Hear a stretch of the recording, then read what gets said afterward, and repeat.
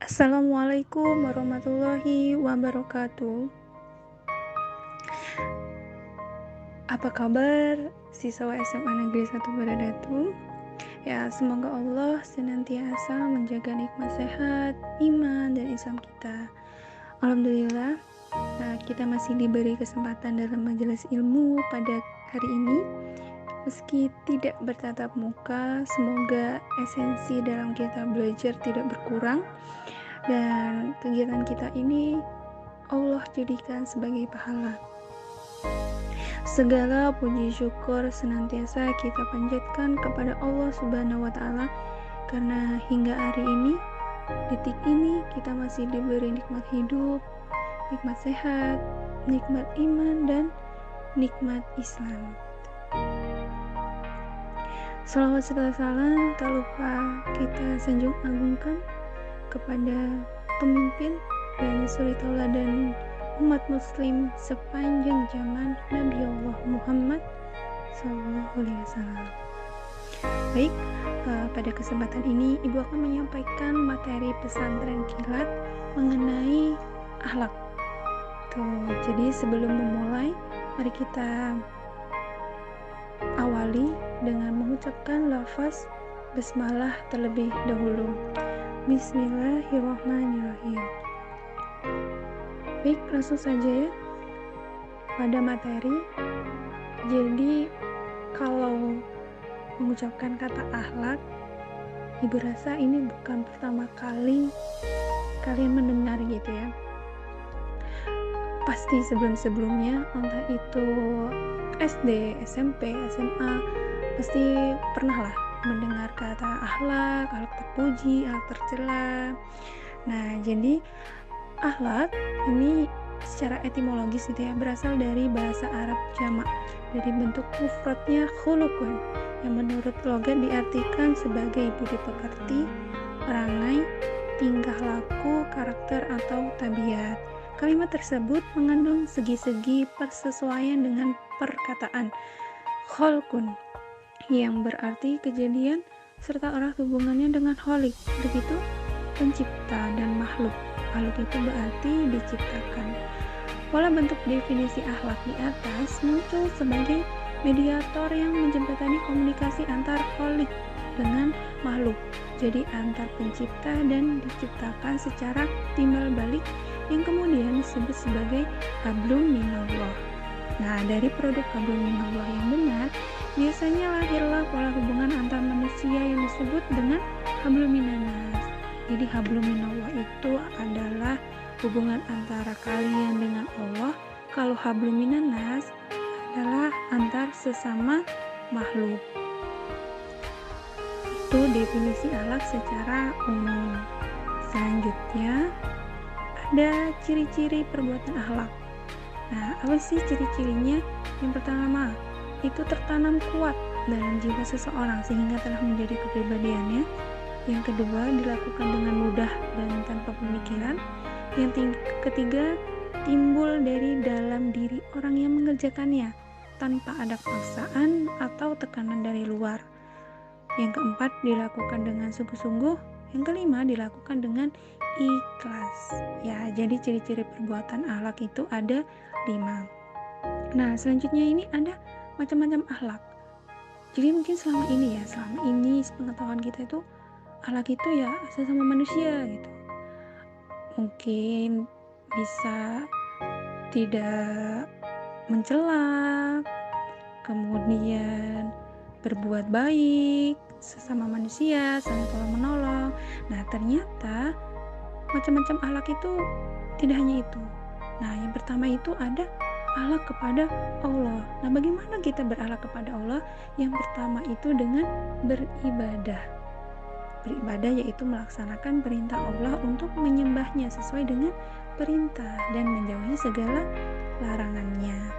Nah, kemudian setelah beribadah apa? Yaitu berzikir. Berzikir itu mengingat Allah dalam berbagai situasi dan kondisi, baik diucapkan dengan mulut maupun dalam hati. Kemudian akhlak kepada Allah yang ketiga, berdoa. Memohon apa saja kepada Allah, Jadi doa ini kan merupakan inti ibadah, karena ia merupakan pengakuan akan keterbatasan dan ketidakmampuan manusia. Kemampuan kita ini kan terbatas ya. Jadi kita berdoa kepada Allah supaya Allah kabulkan. Karena kalau bukan kepada Allah, kepada siapa lagi kita meminta? Nah, yang keempat, tawakal. Tawakal itu berserah diri sepenuhnya kepada Allah dan menunggu hasil pekerjaan atau menanti akibat dari suatu keadaan. Tapi berserah diri ini nggak cuma pasrah gitu ya. Pasrah sama berserah diri beda ya. Kalau pasrah itu ya udah ya. Kalau berserah diri ini usaha maksimal dulu.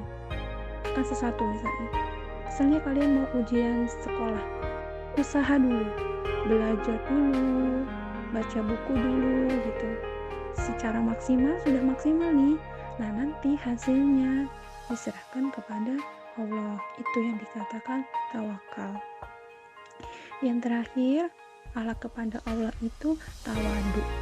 Tawadu itu rendah hati di hadapan Allah, mengakui bahwa diri kita memang rendah dan hina di hadapan Allah yang maha kuasa dan maha segalanya.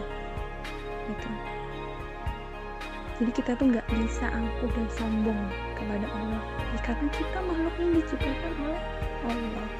Nah, ada 5 ya banyak. Akhlak kepada Allah itu yang pertama tadi beribadah, berzikir, berdoa, tawakal, dan tawadu. Selanjutnya, akhlak kepada diri sendiri. Jadi kepada diri sendiri pun sebenarnya kita harus berakhlak. Apa saja akhlaknya? Yang pertama, sabar.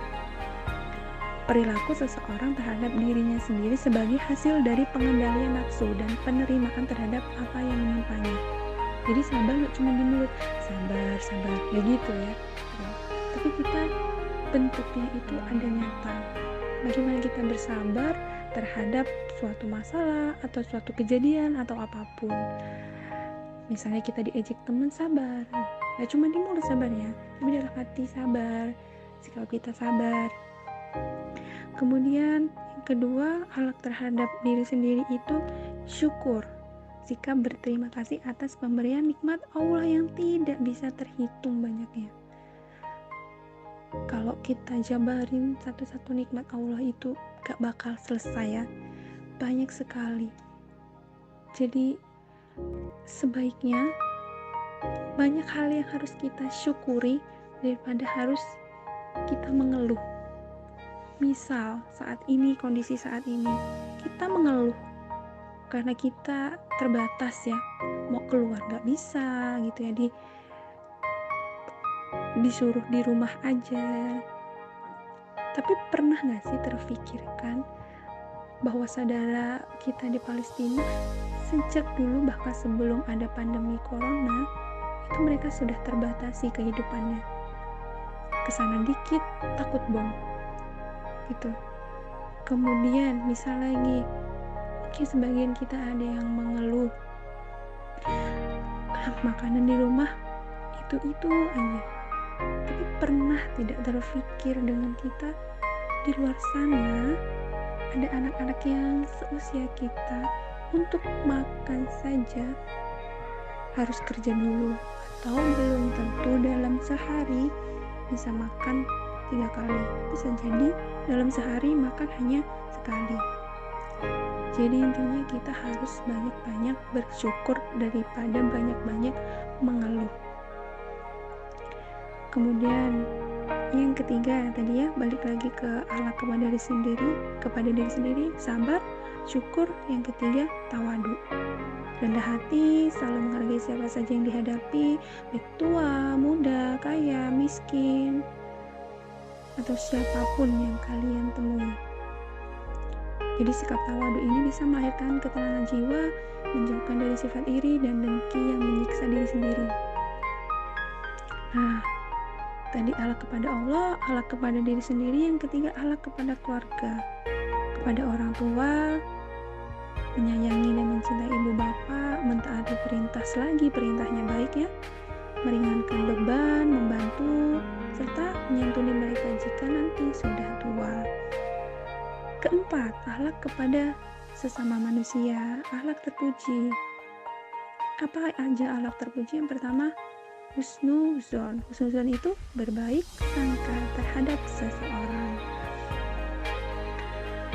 Kemudian yang kedua, tawadu. Tawadu itu apa? Tadi rendah hati. Jadi kita rendah hatinya itu kepada Allah, rendah hati terhadap diri sendiri, dan rendah hati terhadap orang lain. Orang yang tawadu berarti orang yang merendahkan diri dalam pergaulan. Kalau lawan kata tawadu itu takabur, sombong ya. Kemudian akhlak kepada sesama manusia yang ketiga, tasamu, artinya sikap tenggang rasa, saling menghormati dan saling menghargai sesama manusia. Selagi itu dalam hal yang baik ya. Ta'awun, yang keempat, tolong menolong pun dalam hal yang baik. Itu akhlak terpuji kepada sesama manusia. Nah, itu saja yang bisa Ibu sampaikan terkait akhlak ya. Sebenarnya pengen lagi ngasih materi lebih banyak karena keterbatasan waktu dan segala hal. Semoga kita masih bisa ketemu di kesempatan yang lain, dan semoga apa yang Ibu sampaikan sampai ke hati kalian, dimengerti, lalu mampu kalian amalkan. Jikalau ada ilmu yang Ibu sampaikan salah, semoga kemudian hari Allah benarkan. Mari beristighfar bersama. Astagfirullahaladzim. Ibu mohon maaf jika ada penyampaian yang kurang berkenan. Ibu akhiri.